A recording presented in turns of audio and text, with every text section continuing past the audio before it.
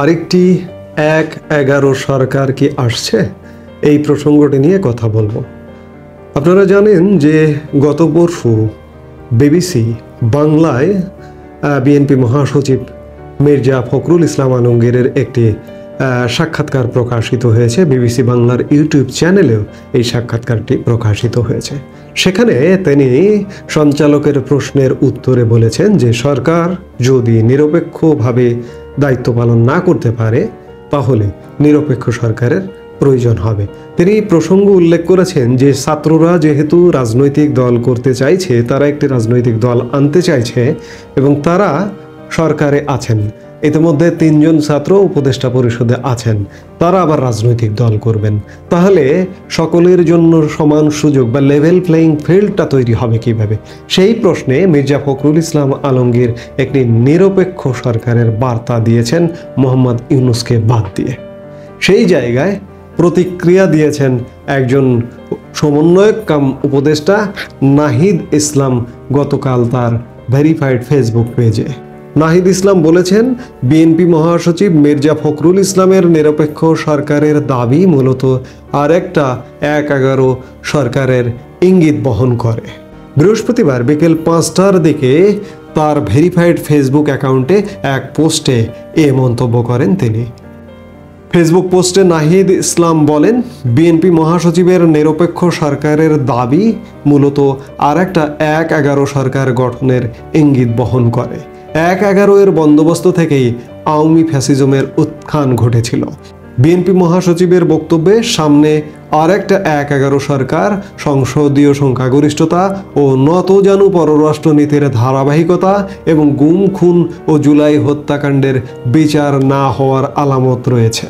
ছাত্র ও অভ্যুত্থানের নেতৃত্বকে মাইনাস করার পরিকল্পনা ৫ই আগস্ট থেকেই শুরু হয়েছে। ৫ই আগস্ট যখন ছাত্র জনতা রাজপথে লড়াই করছে, পুলিশের গুলি অব্যাহত রয়েছে, তখন আমাদের আপোষকামী অনেক জাতীয় নেতৃবৃন্দ ক্যান্টনমেন্টে জনগণকে বাদ দিয়ে নতুন সরকার করার পরিকল্পনায় ব্যস্ত ছিলেন।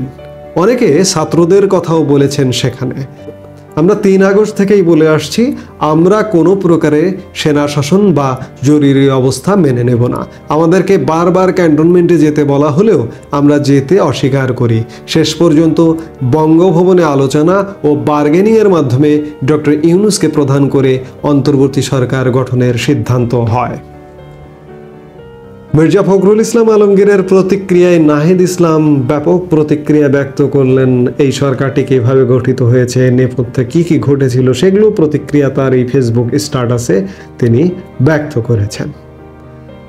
ছাত্র সমন্বয়কদের মধ্যেও একটা ভীতির সঞ্চার হয়েছে, ভীতি ধরে গেছে। কারণ বিএনপি ইতিমধ্যে বুঝতে পেরেছে, আমি আগের বক্তব্যে বলেছি যে বিএনপি একটু দেরি করে হলেও বুঝতে পেরেছে যে তাদেরকে মাইনাস করা হচ্ছে।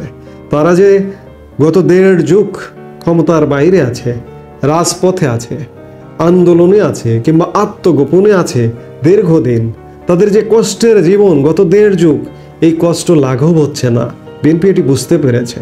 এই বুঝতে পারবার কারণেই ছাত্র সমন্বয়কদের যখন রাজনৈতিক দল আসছে, ছাত্র সমন্বয়কদের রাজনৈতিক দল যে আসছে সেটি আরেকবার বৃহস্পতিবারও প্রকাশ পেল জাতীয় নাগরিক কমিটির সদস্য সচিব মিস্টার আক্তারের কথায়। মিস্টার আক্তার তিনি বলেছেন যে ফেব্রুয়ারির নাগাদ একটি রাজনৈতিক দল আসবে।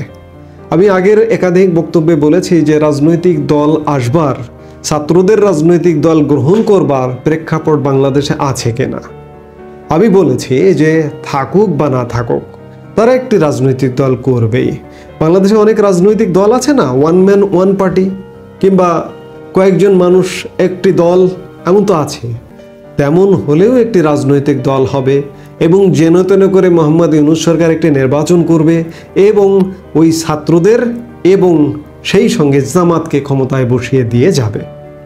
এটি বিএনপি বুঝতে পারছে, কিন্তু একটু দেরি করে বুঝতে পারছে এবং এখনও এ নিয়ে খুব বেশি নড়াচড়া নেই। তবে বলতে চায় যে বিএনপির এটি নিয়ে তীব্র নড়াচড়া শুরু করা প্রয়োজন, নইলে রাজনৈতিক দল হবে, নির্বাচন হবে, ক্ষমতায় বসিয়ে দিয়ে যাবে। বিএনপি চোখের সামনে দিয়ে ক্ষমতা হারিয়ে যেতে দেখবে। সেই জায়গায় বিএনপির এখনই সোচ্চার হতে হবে, নাহিদ ইসলাম যেটি বলেছেন যে আরেকটি ১/১১ প্রেক্ষাপট যেটিই হোক না কেন, মোহাম্মদ ইউনূসের সরকার দিয়ে নির্বাচন হবে না। এটি বাংলাদেশের মানুষ যেমন বুঝছে, প্রধান রাজনৈতিক দল আওয়ামী লীগ বিএনপি বুঝছে, কাজেই এর থেকে বেরোবার আর সুযোগ নেই, পালাবার আর পথ নেই। একটি নিরপেক্ষ সরকার খুব শীঘ্রই গঠিত হতে যাচ্ছে।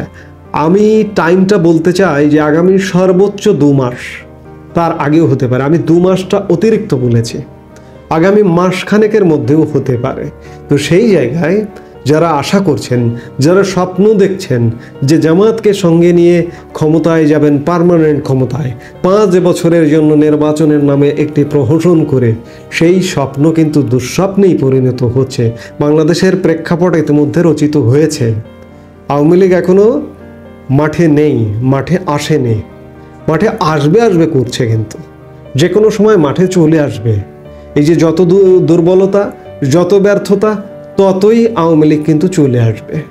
সেই জায়গায় আরেকটি ১/১১ হোক, কিংবা আমাদের সংবিধানে যেটি ছিল, নির্দেশিত ছিল যে একটি তত্ত্বাবধায়ক সরকার, সেই সংবিধান নির্দেশিত ৩ মাসের তত্ত্বাবধায়ক সরকার হলেও খুব শীঘ্রই এটি গঠিত হবে। মির্জা ফখরুল ইসলাম আলমগীর যে ইঙ্গিতটি দিয়েছেন সেটি যথার্থ এবং সময় উপযোগী।